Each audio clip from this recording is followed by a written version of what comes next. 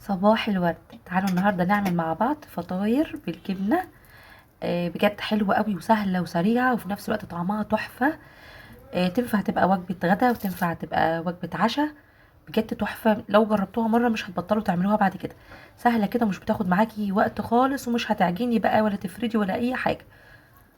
شايفين الجمال؟ هي كمان مورقه بس طبعا هي سخنه فاحنا مش عارفين ايه نقطعها كده وتبقى تبقى باينه قوي. يعني شايفين كمان طريه ازاي واحنا بنطلعها ومقرمشه بقى من بره. فالموضوع بجد حلو قوي، التسويه بتاعتها كمان تحفه. بجد طعمها حلو قوي. تقدري كمان تغيري في الحشوه اي حاجه هتحبي تحشي بيها احشي بيها براحتك خالص. بس احنا كمان زي ما قلت لكم عاملينها بالجبنه فطالعه طعمها حلو قوي. يعني فيها فكره كده شويه بوريك اللي هو البوريك التركي بالجبنه. شايفين الجمال؟ كمان تقدري تعمليها بحشوه مسكره لو حابه، وهقول لك كل حاجه ان شاء الله جوه الفيديو. بجد لما تجربوها هتعجبكم قوي. شايفين الجمال بقى؟ مش هتعرفي تبطلي تاكلي منها، طعمها حلو قوي. بصوا بقى التسويه كمان مفيش بيض، ما حطيناش بيض خالص في الفطير بتاعنا دوت. آه وسهله خالص، مش هتقفي 10 دقايق كده هتكوني خلصتي القمر اللي انتوا شايفينه دوت. يا ريت لو عجبك الفيديو ان شاء الله يعجبك، يا ريت تدعميني باللايك والاشتراك للقناه وتفعيل الجرس على الكل. يلا بينا بقى نشوف وصفتنا النهارده هنعملها ازاي. عندي كوبايه الا ربع من اللبن، عليها كوبايه الا ربع، ممكن كمان نص كوبايه من السمنه او الزبده زي ما تحبي. عليهم علبه من الزبادي، ومعلقه صغيره من السكر، ومعلقه صغيره برضو من البيكنج باودر، ونص معلقه صغيره من الملح. هنقلب بقى الخليط بتاعنا ده، طبعا خليط اللي احنا هنتن بيه، خليط التوريق. تمام. هنقلبه بقى كويس قوي لحد ما نتاكد ان الزبادي بتاعتنا والسمنه او الزبده دابت خالص كده. بصوا بقى القوام بيبقى كريمي كده وحلو قوي كده زي ما انتم شايفين. تمام. هنعمل بقى الحشوه. انا هشتغل هنا بالجبنه القريش.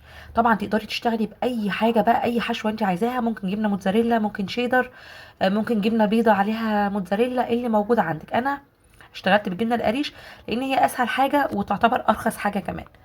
حطيت عليها شويه بس كده من الفلفل الاخضر. ممكن تحطي كمان زيتون، ممكن تحطي على الجبنه القريش برضو بسطرمه كده او لانشون، اي حاجه. بس انا حبيت اخليها كده خفيفه وتبقى كمان صحيه في نفس الوقت، ما فيهاش اي حاجه مضره ولا حاجه. عندي بقى كمان لفه من الجلاش. تمام. هوريكي بقى طريقتين تشكلي بيهم الفطير، الاتنين اسهل من بعض. هتاخدي كده اول ورقه تدهيني كده خفيف من خليط التوريق اللي احنا مجهزينه دوت. هتشتغلي بقى الفطاير دي حلوه او حادقه، اعملي طبعا نفس الخليط دوت. طيب لو عايزه تشتغلي بيها حلوه بقى ممكن تحشي في النص كده كاستر، هتبقى تحفه. خدنا كده اول ورقه دهناها بالخليط التوريق، بعد كده حطينا الورقه التانية. تمام كده. بس ما تزوديش قوي كده وانت بتدهني، يعني خفيف خالص كده عشان الجلاش بتاعك كده ما يتهرش منك.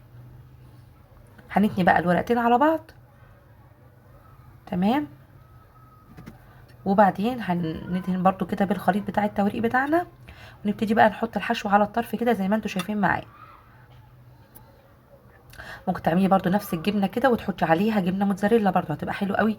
لو حباها كده تبقى بتمط كده وطعمها حلو يعني، مع ان هي اصلا كده كانت تحفه. هنقفل بقى كده اول واحده خلصناها اهيت. دي بقى الطريقه التانية لو حابه برضو تعمليها، او لو الجلاش بتاعك مقطع ممكن تعمليها كده. خدت كده الورقه لو جايه معاكي كده، هو انا عملت اول واحده تمام، بعد كده لقيت الورق كله متقطع بالطريقه دي فقلت عادي برضو هنكمل مفيش مشاكل. خدت الورقه كده مقسومه على اتنين وهندهنها عادي خالص. هنشتغل بايه بقى؟ الورقتين هيبقوا 4 طبقات فوق بعض. حتى لو متقطعه خالص كده برضو ما تقلقيش، انا هعمل معاكم كام واحده وهتشوفوا ان هم اصلا متقطعين يعني.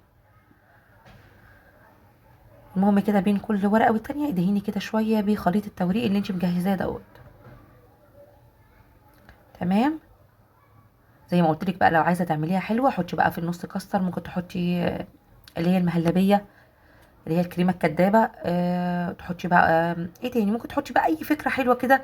ممكن تحطي الكاستر وتحطي معاه كده مثلا شرايح تفاح، هتبقى حلوه قوي برضو. فكري بقى كده انتي واحشي كده باي حشوه هتعجبك هتبقى حلوه ان شاء الله. وزي ما قلت لك بتنفع غدا وبتنفع عشاء. احشي بقى اي حاجه زي ما قلت لك، حلوه او حادقه هي حلوه في كل الحالات يعني.